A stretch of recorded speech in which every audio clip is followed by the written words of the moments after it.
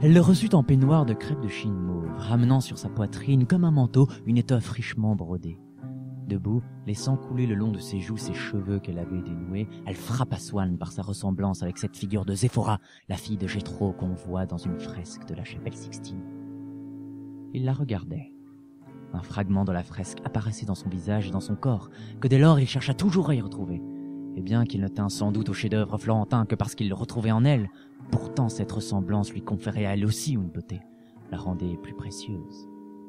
Il se dit qu'en associant la pensée d'Odette à ses rêves de bonheur, il ne s'était pas résigné à un pis-aller aussi imparfait qu'il avait cru jusqu'ici, puisqu'elle contentait en lui ses goûts d'art les plus raffinés.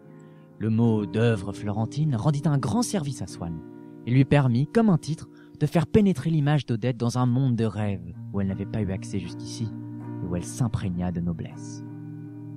Dans le tableau, il admirait les grands yeux, le délicat visage qui laissait deviner la peau imparfaite, les boucles merveilleuses des cheveux le long des joues fatiguées, et adaptant ce qu'il trouvait beau jusque-là d'une façon esthétique à l'idée d'une femme vivante, il le transformait en mérite physique qu'il se félicitait de trouver réuni dans un être qu'il pourrait posséder.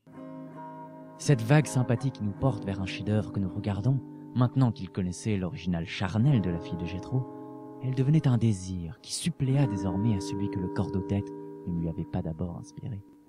Quand il avait regardé longtemps ce Botticelli, il pensait à son Botticelli à lui qu'il trouvait plus beau encore, et approchant de lui la photographie de Séphora, il croyait serrer Odette contre son cœur.